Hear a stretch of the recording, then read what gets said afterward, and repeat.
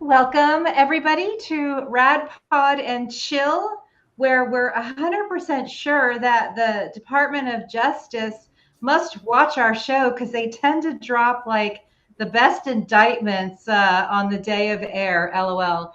But how exciting after a day in the trenches of community campaigning, I get to spend a night reading this Oleg Deripaska unsealed indictment and writing up a nice juicy article for Byline Times, and that is Heidi's happy place.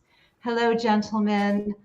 Friends, I'm Heidi Kuda, you know that. Jim Stewartson, High Fidelity, my bros and brilliant technologists and disinformation researchers. So happy to see you guys. I know this is going to be a very brisk hour because there is a lot to talk about. And I, for one, am very happy to see that Oleg Deripaska will never be allowed to set foot back in America ever, ever. And that's a really good thing, as we will discuss on the show. Jim? I mean, he should come back. He should totally come back so he can get fucking, put on trial. Yeah.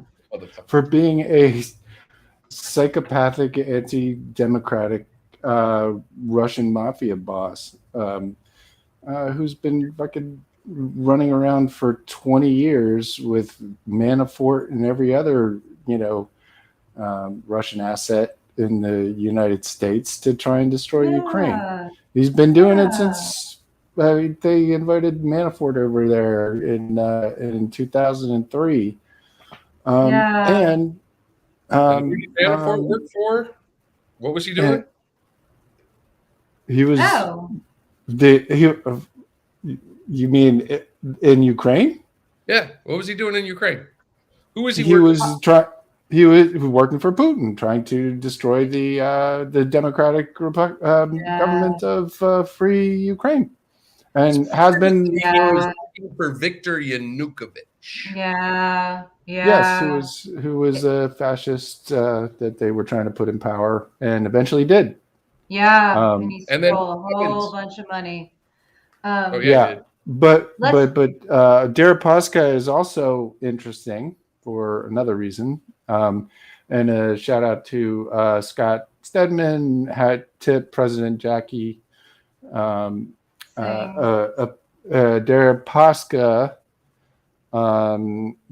is connected to Mike Flynn through OSY and NSO technologies. Right. NSO and OSY technologies created Pegasus software, which is what the Saudis used to net Khashoggi so that they could murder him with bone saws. Ooh, can I throw something else in? Yeah. Because a lot of people don't know about this, and this is very, very important to me. I'm a technology guy, right? And Oleg Deripaska and the Chinese company Huawei built a data center in Siberia. No American equipment, no American nothing. Nope. Just China's Huawei, which, by the way, is not allowed in American telecom networks because of the potential for spying. And Oleg Deripaska built a data center. Why is that important? Okay, there's two reasons why that's important. One, we don't know what was in the data center. What could it have been used for? It could have been Bitcoin mining. We know that crypto was used to launder money to white supremacists in America and try to destabilize our country. Yes, we do. Or we also know that Lukoil had a bunch of Cambridge Analytica data. We know, Cambridge Analytica had a bunch of fucking Cambridge Analytica data. We know that Paul Manafort was giving voter data to the fucking Russians. Yeah. So there's an important connected to what you're saying. Deripaska, and I didn't know this until today. Again, had to Scott Stedman. Deripaska apparently employed Psy Group. Joel Zamel. Psy Group is very important. Psy Group is the private intelligence company / PSYOP organization run by Mossad, ex-Mossad and Unit 8200 people. That was hired by had meetings with Eric Prince, Steve Bannon, Mike Flynn, Donald Trump Jr., and a variety of other criminals in Trump Tower in 2016. Psy Group, their pitch, and we have the pitch materials. We got the fucking PowerPoint and everything. Psy Group's entire pitch was to set up fake social media accounts in order to run political influence campaigns. Yeah. That was the whole point of Psy Group. Now, they met with this guy, Joel Zamel, who ran Psy Group in 2016 and 2017. And Joel Zamel went and did it. He set up a shitload of fake social media accounts in 2016. Now, really importantly, and this was very explicit in the documents, he set up these LARPs, and that's what they were, on both sides. On both very the right important. Yeah. and on the left. Now, look at people like Jack Posobiec. When did he get started? I'd rather not. Right then. Oh, sorry, but by the way, a bunch of microchip, a bunch of these right-wing LARPs all started in 2016. But that's not all. Who else started in 2016? A bunch of left-wing LARPs. For example, and I will mention this one person, Louise Mensch, got her start as a fake resistor in summer of 2016, right after meeting with Eric Prince, right after he met with Psy Group. Did I ever tell you about So listen. Okay, go ahead. So listen. This is important because obviously all these guys are Russian assets. But if Oleg fucking Deripaska was contracting directly with Psy Group, it makes the $2 million we know about that was paid to Psy Group meaningless. That always didn't seem like enough money to me, and now it makes a lot more sense.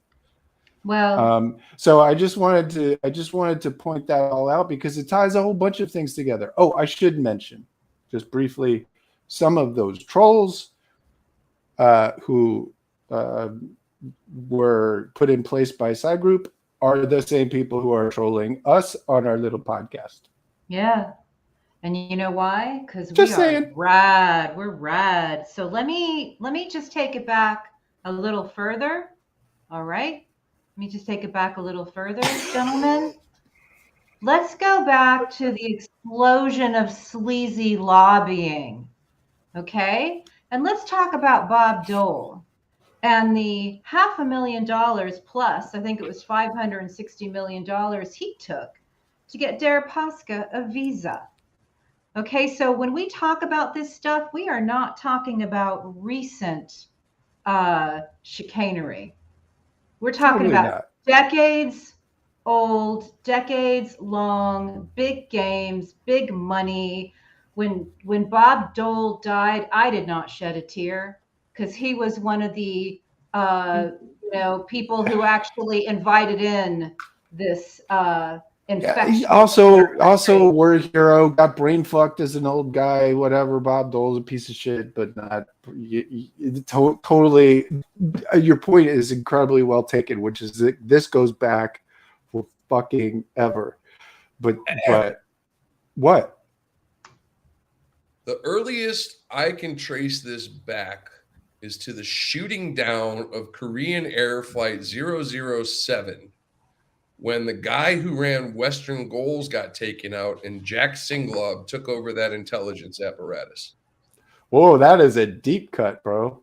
Yeah, that's a way That is a deep. very, very deep cut. Slight side quest, Jack Singlob, one of the most dangerous and pernicious anti-democratic operatives of all time, was one of the founders of the CIA, or founders of the OSS, which was the progenitor of the CIA. Ran almost every fucking like bad operation you can think of, from like all the stuff we were doing with the CIA and the Contras, to the Iran Contra.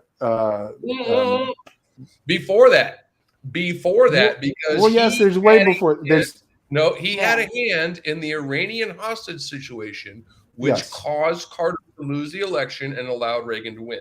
He did all kinds of shit too in the 60s, bad guy. Yeah. He just died like last year, at 99 years old. He was the chairman of America's Future. Yeah. He founded America's Future in 1945, right after World War II, because he didn't like the way World War II turned out. And I'm dead serious. That's why he started America's Future in 1945. And he has been running that. He ran that for a long time until Mike Flynn came in about 2 years ago and basically took it out from under Singlob and turned it into a CNP front that he now runs with his brother, Beer Hat Joe Flynn, and Russian propagandist Tracy Diaz. Well, so Singlob, old school man. Oh, by the way, sorry, last thing. Charles Flynn took a picture with his arm around Jack Singlob. Yeah. In October 2020 with Sidney Powell on the other side of him, wearing disco leggings. Yes. Yes. I can't unsee it. Dave Troy and I did a lot of reporting on that for Byline Times, so I recommend people check that out, as well as Dave Troy's deep cuts on that subject.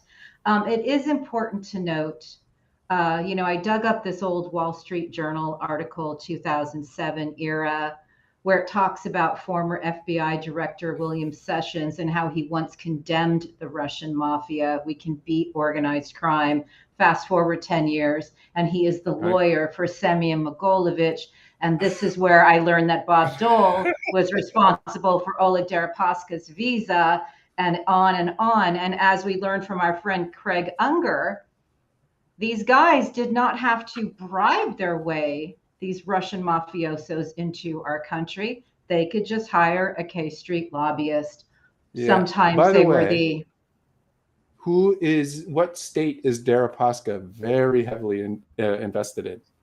Motherfucking Kentucky, bro. Kentucky. This is an important. But that was always a make work BS project. But yes, go ahead. Okay, of course, it's fucking money laundering straight through Kentucky. My turn. Shout out to Governor. Stop it. Shout out to Andy Governor Bashar for recovering the $15 million that Mitch McConnell dumped into Deripaska's bullshit aluminum factory. Way to go, Governor Bashar, delivering for the people of Kentucky. Suck my dick, Mitch.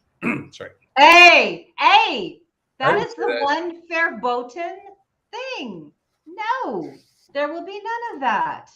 No. Do not talk about genitals on this show. No genital talking. That's the rule. No genitals. We have some class. We got some class. If I keep saying genitals, it's a little déclassé. So I have, what I will be enjoying when we are done with Radpod and Chill is writing this summary of, Deripaska's greatest hits, kind of to sort of remind people of the 6 degrees of separation from Deripaska. And it's very important that we talk about why Manafort was willing to work for free for Trump, using him as a loss leader, just like Giuliani did, to make himself whole. To make himself whole. Because who was he in debt to? Who did he owe millions of dollars? Oleg Deripaska. And who, yeah. And so it's very important. I wish more people read the Mueller report, because then they would have all of this information etched into their brains as well. But yes, he tried to make himself whole by Yes. trading And what else? information. And what did he trade? What did he trade? Voter data. Remember? He was giving him Voter polling data? information. Remember? Yeah. Also, through an old FSB cutout. Also at the RNC, what was the only thing that Paul Manafort did? One line, one change. One line. Go But soft on no, Ukraine. there's no platform at all in the nothing. Whatever you guys wrote down is fine. It doesn't matter because I'm a dictator anyway. But this one line about Putin's aggression in Ukraine, take that shit out. Yeah. Take it out. That's all that Yeah. matters to me. I don't care. Yeah. Whatever. All the rest of that shit, who cares? Take that one line about Ukraine and Putin out. It's fuck. I mean, and at the time, I'm like, hello? Is this fucking thing on? Like, what is going on right now? Do you guys remember? Like, I mean, I knew in September of 2016 Trump would be elected. I was told by my mentor, who had trained me to be an undercover producer, and he told me he was going to win, and I knew that he was right. And do you remember how, like, you know, I know that I was investigating my ass off for months and days and years, but do you remember and do you recall how the media was treating Paul Manafort as if he was a legitimate guy and not a cutout for Putin, and not somebody who was recycling chants like "lock her up" from ops that he'd run in Ukraine? And do you remember the news putting him on and celebrating him and Roger Stone and, oh, this great legacy, not talking about how they actually were known as the torturers lobby, because all of their clients either end up having to flee for revolutions, dying of dictator heart attacks, known to be murderers or under house arrest for corruption. None of the stories ever end well. But I just remember seeing Paul Manafort's mug in the clips that I would see, as if he was legitimate, this benevolent guy working for free, and not somebody who was a money laundering, FARA violator.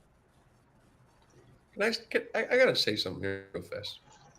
The Democrats have this idea that politics should be a competition, and you should, have bipartisanship and things move back and forth, right? But I would also like to remind them of something Peter Thiel fucking said. And Peter Thiel said, competition is for suckers. You know what? We're done. Take the mobsters out. They're doing crimes. Why is Roger Stone free? Why is Michael Flynn free? It's time for these people to go. Well, competition is for suckers. Take them out. I think there was a time when that probably applied, and that's what made us different from, other countries around the world, right? And we are, allegedly a country of laws, and so that is what made us different, allegedly. And so times they are changing, and we have been under siege. We're in the middle of a great information war, and social media has changed a lot of this too. So we are still a nation of laws. We are not using those laws to hold the rich and powerful accountable. And I, for one, am tired of it. I get it, but I'm going to be up all night reading the fine, footprints. Well, there we go. We're holding the rich and powerful on a 31-page indictment, just like I read the Ianov indictment, and I'm glad that I'm one of the docu-nerds who likes to lose myself in indictments. And it's not coming as fast as we need it to. I will give you that. It is not coming as fast as we need it to. Can I just bring this around to the here and now a little bit? There's a scholar who posted that Ukraine itself, the government of Ukraine, is now assessing that the risk of a tactical nuke being deployed on the front lines in Ukraine is, quote, very high. And, you know, he quoting the deputy defense minister, I think. And they're asking for, you know, missile systems and shit. And I have to say, this entire conversation about Deripaska, about, you know, Manafort going back 20 fucking years, right? Rudy going over there, Trump trying to compromise Zelensky, getting himself impeached, right? Yeah. Why is this fucking country so important? It's important because of Vladimir Putin's desire to take over Europe. That's right. What it's about. That is what all this is about. That's why Manafort was over there. That's why Manafort was on the campaign. That's why that happened at the fucking RNC. That's why Mike Flynn was at the DIA and allowed Putin to come into Crimea, right? That's why Ukraine has been this fucking theme for 20 years with these specific breed of criminals. And why is that? Why is it? It's because of Alexander Dugin's Eurasianist philosophy, which has infected Vladimir Putin and brainwashed him into believing that he is going to be the fucking prophet of Eurasia, and Moscow is going to be the third Rome, and he's going to have all kinds of fucking Russian shit everywhere, and it's going to be amazing, right? He is convinced of this. And Ukraine is the thing that he needs in order to accomplish it. And the only thing that's stopping him from doing that is us. And the badass, brave, kick-ass, I love them Ukrainian people, and Zarina and everybody that we know there and care about. They're the real reason. But if we weren't behind them, if NATO weren't behind them, they would have no chance. Let's be honest, right? And we the reason why they are surviving this is because we are supporting them in their bravery. We are very blessed. And the reason why there is a sincerely high risk of Putin doing this is because this has been his only goal for 30 years. This is his primary goal for 30 years. And he's losing. Not only is he losing the territory that he took, he's losing the territory he already had. He's also losing the virtual territory too. He's losing some virtual ground as well. Yes. I mean, as soon as your kid starts getting taken away to go fight in fucking Ukraine, all of a sudden, all the propaganda is much less important, right? That's right. So anyway, the point is that you can trace all of this fucking shit in America, all of this specific weird political shit, to a specific theory that is being promoted by Alexander Dugin to Vladimir Putin, which has caused him to go batshit crazy, and I am seriously concerned that he's going to do it. He is just, and I'll shut up in a second. This is the last TED Talk. He has used chemical weapons in Syria against civilians for years and years. He carpet bombed them into fucking oblivion. He's committing atrocities in Ukraine. In my opinion, there's all kinds of biological shit that he's been up to. Whether you believe that or not, he's been propagandizing every single possible disease he can against people. He Not to has mention no fucking sabotaging limits. pipelines. And sabotaging. he's sabotaging his own pipelines. Yeah, that's and right. throwing his own oligarchs out of buildings. Yes, He right. doesn't have morality. He doesn't have ethics. And he's starting to lose his sense of self-preservation as a necessary component of his war. And that's the scary part. And that's why I think we all need to be very, keep our eyes very open in the coming days. I'm going to rewatch John Sweeney right after this, who gave us 5 good reasons why he wouldn't, and balance it out. We don't know. We don't know. We don't know. We've never been able to ask binary questions when it comes to Putin and his mafia state. We don't know. But nobody believed he would send out, do the shit he's done. Yeah. Nobody thought he was actually going to come into Ukraine until he did it. Right? Well, yeah. I mean, he'd already done it 8 years earlier, so I think there was no. But they didn't know. They didn't think he was going to. In Chechnya, he did it in Crimea. Of course, he's going to do it. The man is evil, and he needs to be removed. Period. Well, so so this is not so chill, but really profound, and I'm glad to be here with you guys. This is important stuff. I want to go back to the very no. It's all cool. It's cool. This is important work. It's why we do it. The very first time I threaded was right around Easter of 2019, because I realized that nobody was reading the Mueller report, or 3% of the population allegedly took a look at it.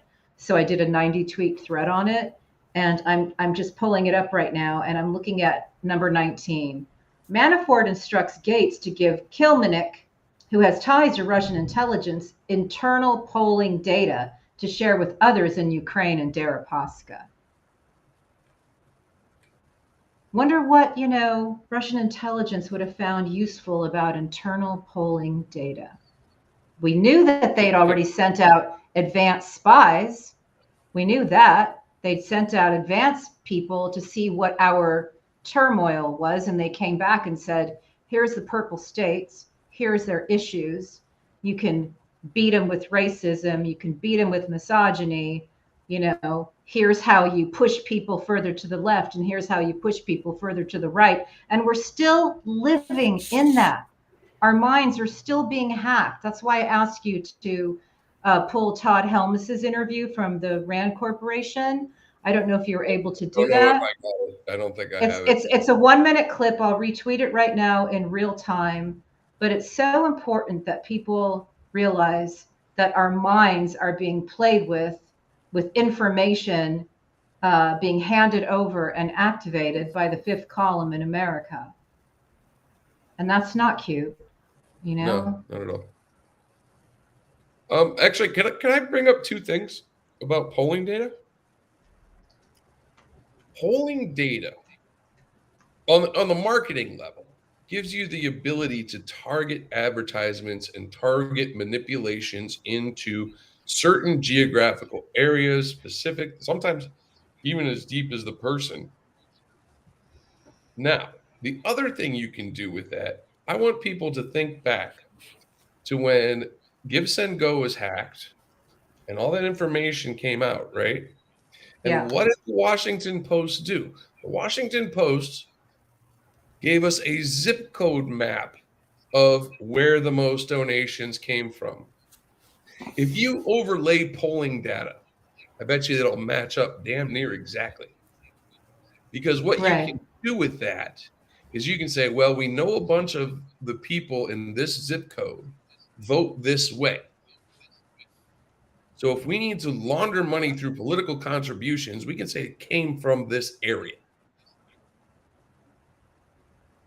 It allows you to manipulate data streams. The more data you have, the more things you can do. And that is why data is important. Let's look today. Today, we just had an indictment from the Department of Justice about a former military, a transgendered military person who was going to sell classified military medical data to our adversaries. Why medical data? Well, medical data tells you a lot about people. It tells you who has what problems. Hey, I want to make a guy die and I want to make it look like a heart attack. Let's find the guy, or he has blood pressure, so we're going to go for a stroke. All right. This is Trigger targeting. warning. Trigger warning. Yeah. Sorry, Trigger warning. Trigger but this is warning. the truth. Why else would our adversaries want this data? Why else? Well, they want the data be mostly. I don't think to kill them with strokes. Mostly, I think it's mostly Well, to psyop them using That's their right. vulnerabilities. That's right. Yeah. And, So yeah. if they know that you have mental problems or of any kind, if you're depressed or anxious, Yeah. if you've got drug or alcohol problems, these are all vulnerabilities that they exploit in order to target weaponized disinformation at you. That's what Yeah. Cambridge Analytica was all about. That's what Right. Palantir is all about now. That's what companies like Yonder and these. See the Kochs. Let's not forget them. They've got a massive database on pretty much Right. everyone in America. The Kochs and the Mercers are Of course. both evil fucking Ozymandiases that fucking own all of our data. We have to come to grips with this at this point. They control a shitload of money that and they launder a whole shitload of money for Putin, especially Yes, the Mercers with Putin. Yes. The Kochs are a little more circumspect about their Putin laundering, but the Mercers don't give a shit. They're A lot of funny Russian coincidences with the Mercer family. So also the Mercers are the place that hosted the event where Eric Prince and Peter Thiel and Donald Trump got together in 2017. good times, I'm sure. Good times. Oh yeah, it's called what was it? The villains and some heroes or something. Yeah, Everybody Heroes dresses and up, Villains Ball. and Yeah. Donald Trump just dressed up as himself. Apropos. So just a He reminder. thinks he's a hero. You're muted, you ding dong, you boomer. I'm chill. Fuck off. Just I have to say how much I love the people in our chat, because all I have to do is talk about data and they start going, oh yeah, well you could do this with data and you could do that with data. Yeah, we got some data nerds, all right. It's awesome. Yeah, they're really smart. We have like I think we got like 2 rocket scientist Patreons. So I do think it's really important, because I'm going to keep going back to the Mueller report, because Deripaska and Manafort obviously were all over this. And we know from studying what happened in Ukraine under Manafort's watch, when he was obviously working with, pro-Russia forces, that so much of it was a blueprint for exactly what he did here in America, down to the catchphrases, the way TV was utilized. And so, and again, Russian, IRA accounts reached, and I'm sure these are low estimates, but this is Mueller report, 126 million through Facebook, 1.4 million people, Twitter reports, were in contact with IRA accounts. Hillary lost by 77,000 votes. Facebook estimates 29 million people were served Russian propaganda in their news feeds. Right, I know, Jim. I know. That's off by 2 fucking zeros. I'm sure. Literally, every single person on Facebook was exposed to Russian propaganda. All of them. So here's what one of the Russian trolls reported when they found out.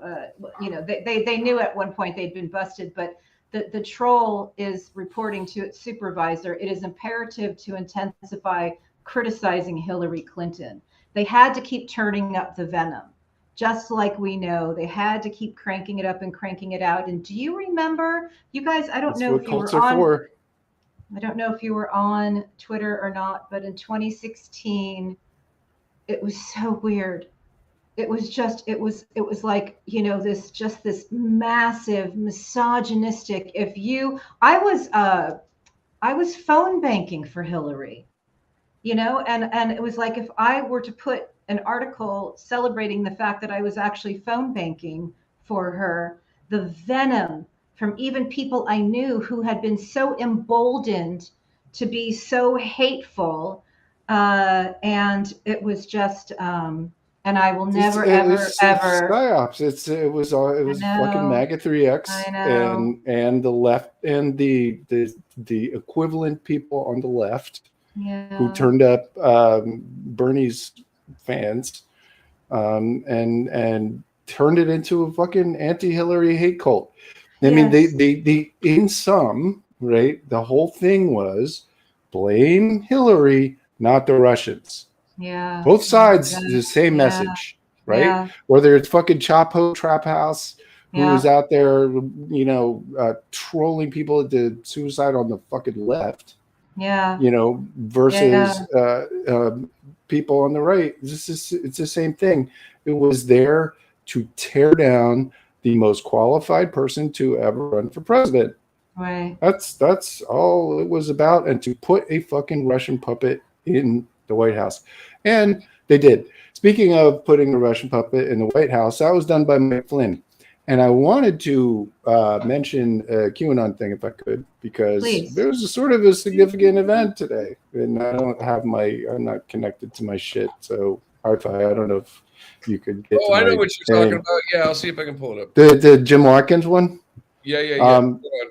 Because yeah. it's a pretty big deal. Yeah. Jim Watkins posted a message from Mike Flynn saying all of us digital soldiers, referring to himself, need to double down on our efforts at telling the truth and doing our own research or whatever the fuck.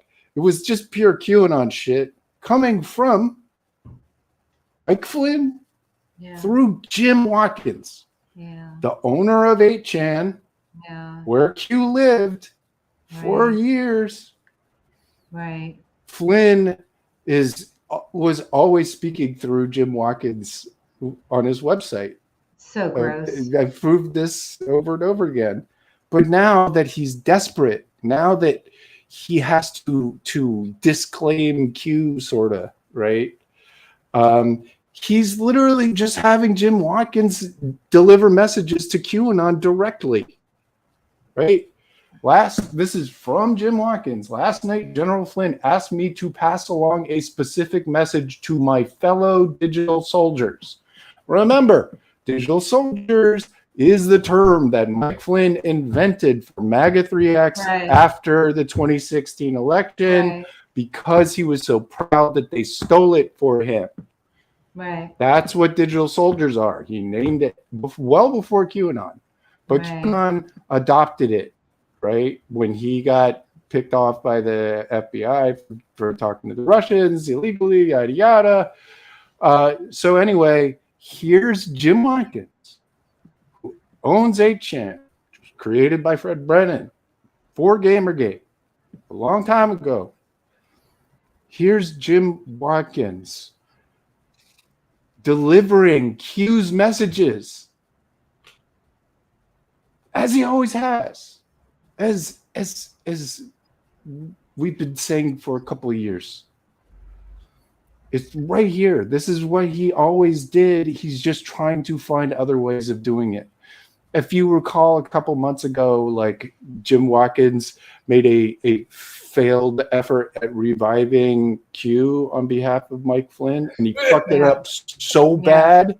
Right, I remember that. With a little bit of help, could be. He fucked it up so bad, and it was so embarrassing that they just gave up on that. So Flynn is now just telling Jim to deliver the messages directly from his own account on Telegram.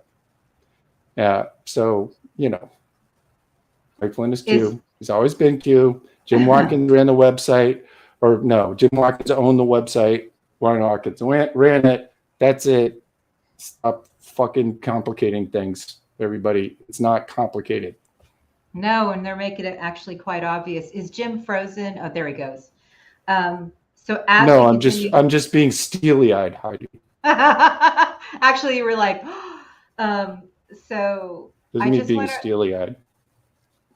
I like it. Fuck it, I'm going for 2. Jesus Christ. Is this your second choice?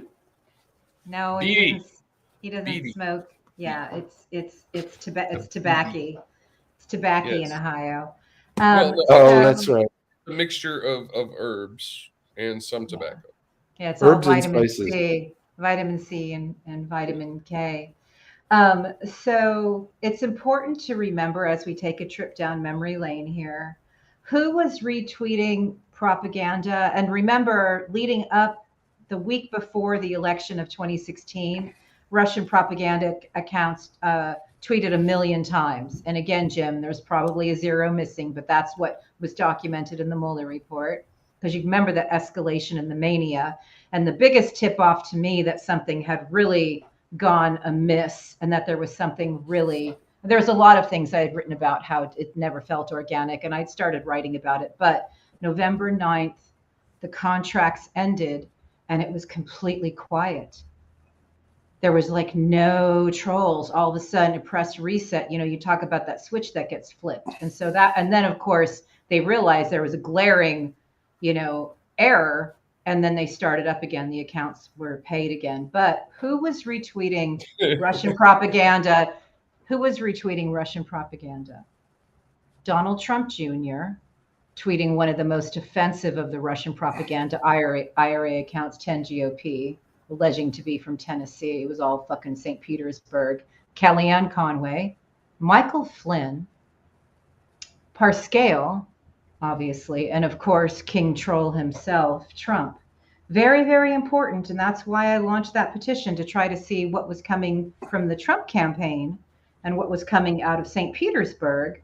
Because my guess is that, some of that stuff was actually the same.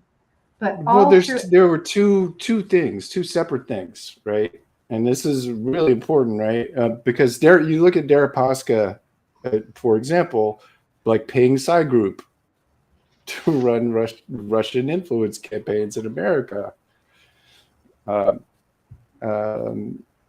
fuck, where was I going with that? You were talking about two things, because I was talking about the retweeting of the Russian propaganda and how I would like to see all of it.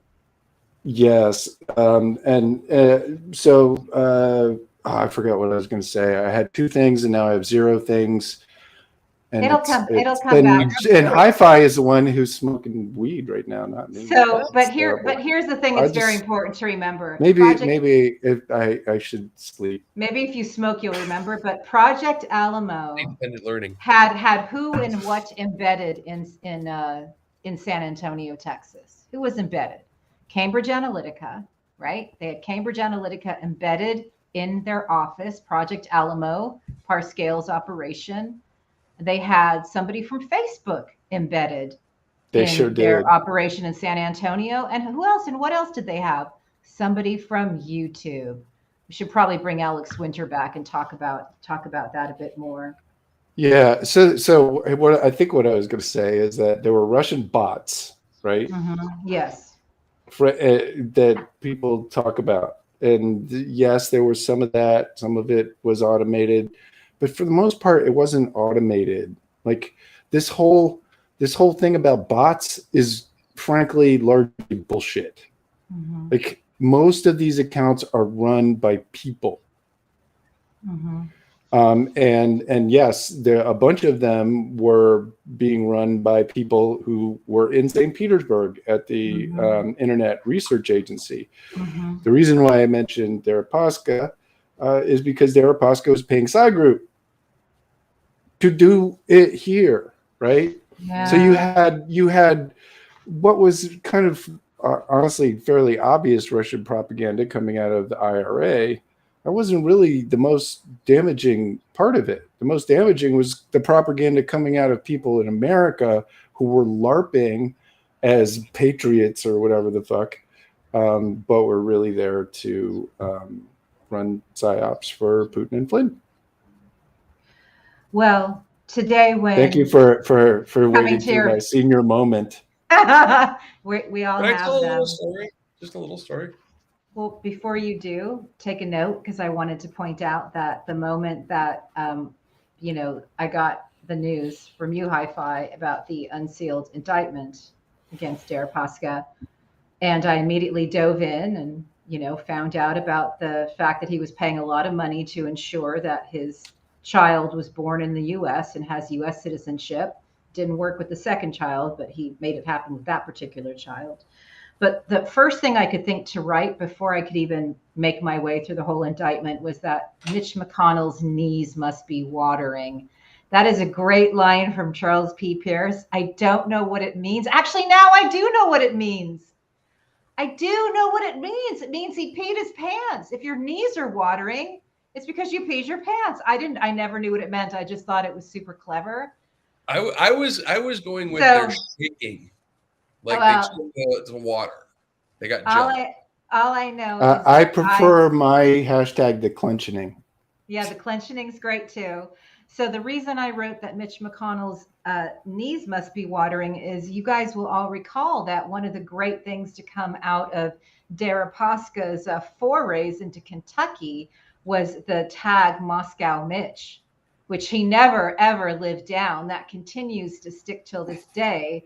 And, you know, we all knew that it was a make work project and that nothing was ever going to come from it. And of course, nothing did ever come from it, with the exception, and this is me quoting Marty Scheel, for that he did get addressed as Moscow Mitch moving forward.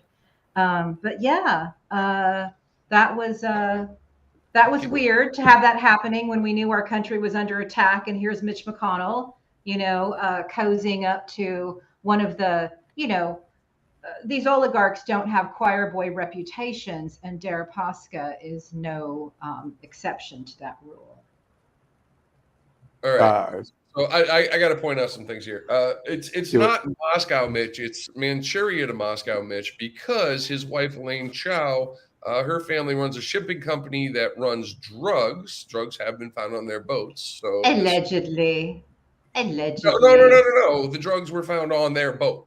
My favorite thing about that story is that for years I could tweet whose father-in-law is under investigation by Colombian authorities. Like, who's under investigation by Colombians? You know what I'm saying? Mitch McConnell's when you have Colombians busting you for cocaine, you You just don't have the right contacts at that point. You didn't pay the right person. You know what I mean? Come on, man. That's funny. Hey, can we right talk there for a second about this fucking idiot in who's handling the Mar-a-Lago case? I wrote an article called "Judge Cannon Set Her Robes on Fire." That can happen when you're stressed and preoccupied and chain smoking or something. Because this absolute batshit psycho, literally, like, so there should never have been anything remotely like a special master, right? But this idiot gives a special master, right? Then both sides give their people that they want to be the judge. Yeah, she gives him Trump's judge. Trump's judge comes back and says, here's how I want to do the process for the, my special mastering. And she went, no. Donald Trump needs much more time than that. He needs until at least December. And I'm not interested in your little thoughts, old judgy man. I, the newly installed dumbass in Florida, have a better way of doing this than you do. So, hey. I mean, it is so comically corrupt that where are the fucking judge police? Seriously, do we have judge police? Is there such a thing? We need fucking judge police to go around and start arresting these idiots who are just obviously not doing their jobs and breaking the law in the process. Well, literally breaking the law, breaking the law. Do you remember who was the most dangerous man in America during the Trump era? It was Mitch motherfucking McConnell, because he was going around the country and installing unqualified but CNP friendly churchy judges all across America. So I wrote a big fat article about that, and I was horrified because I knew that was going to have terrible tentacles. Hi-Fi, can you pull up the anagram gifts that my friend made us and our patron? In the meantime, I want to read you something very serious, No, and I hold want you, on. I have to address something. I have been nice all day. Okay, there's somebody in our chat talking about the plan and to trust it. Actually, my plan is working just fine because Silicon Valley just had the worst IPO year in 20 fucking years. all right. All I am going right. to nuke Silicon Valley. Sorry.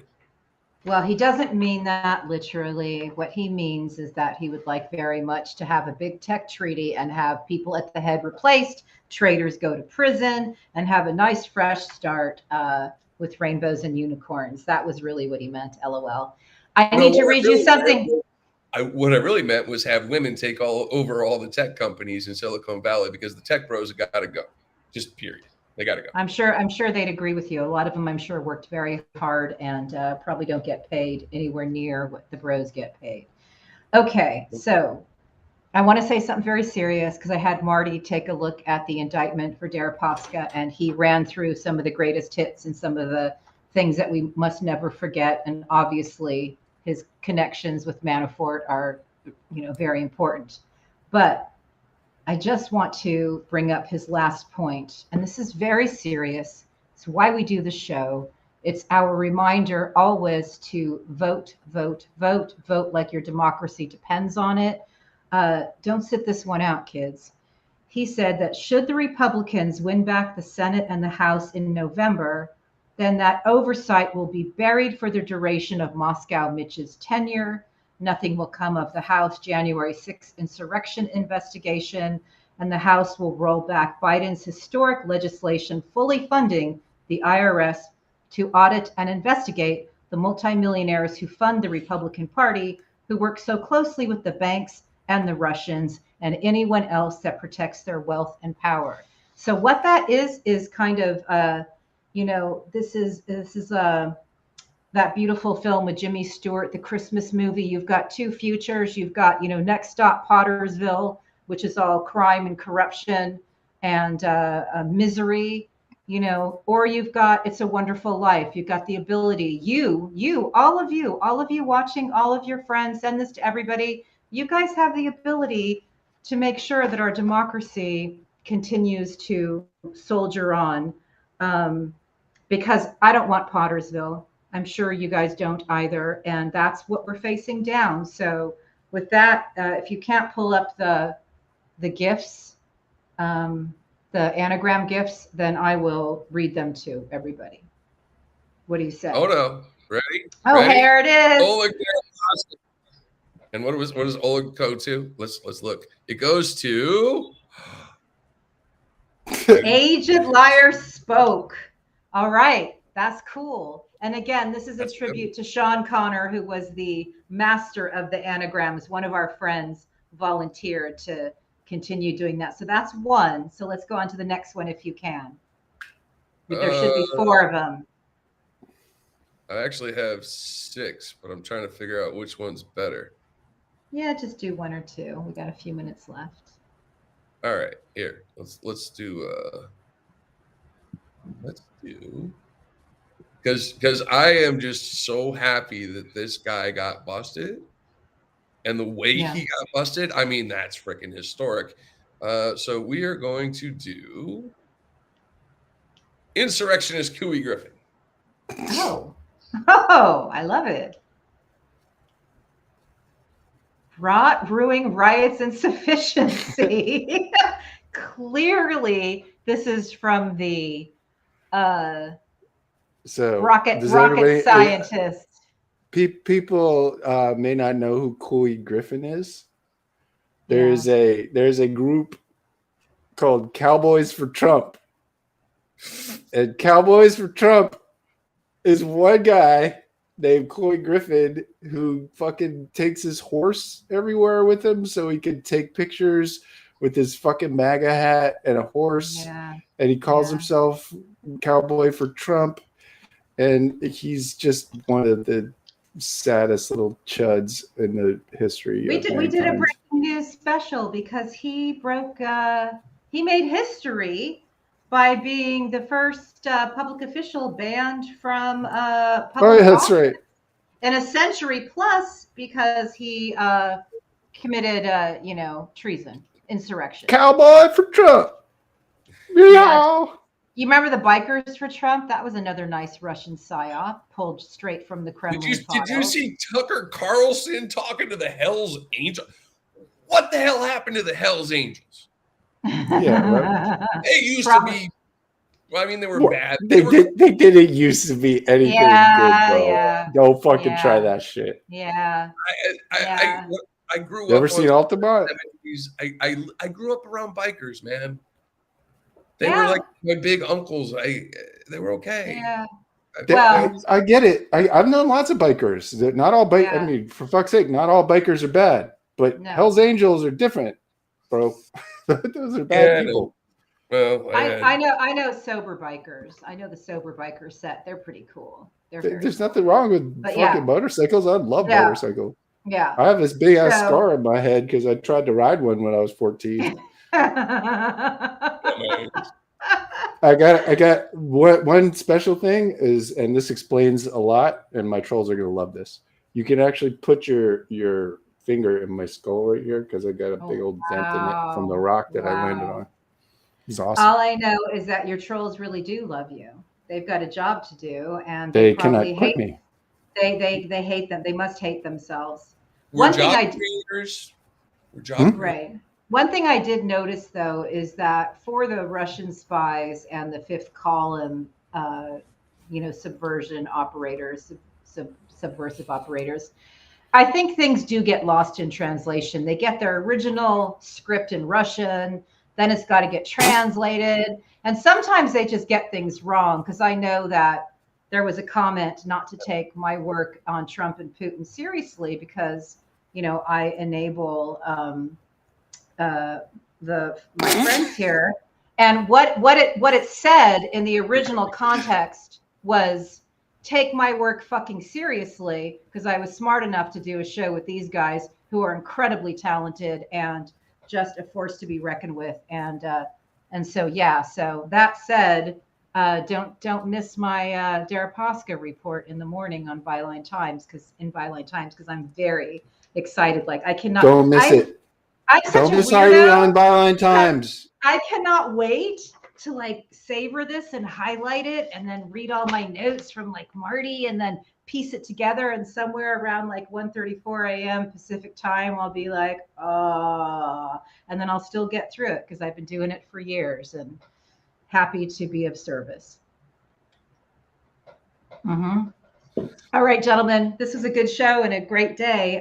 Final words here. Anything else you'd like to say? I don't know. I mean, it's all happening exactly the way we've been saying. It's all the things we've been saying happening right now. So just, do us a favor and, spread the word a little bit. We're all here doing our best. Yeah, for sure. I'm not going to use a name, but shout out to one of our detractors for finally admitting that Mike Flynn is a traitor, and how very interesting that other detractors absolutely refuse to say it. It's kind of like the 2020 election question now, right? Who won the 2020 election? Okay, well, if you say Trump, we know what's going on there. Now, if you ask people, is Mike Flynn a traitor? Should they arrest Mike Flynn? Hashtag arrest Mike Flynn. And see what they say. There's an allergy. Yes. Yeah. See what they say. Ask them. Well, I think what's happening is some of them are pleading the fifth. And with that, gentlemen. All right, y'all. Good night. Love you, boys.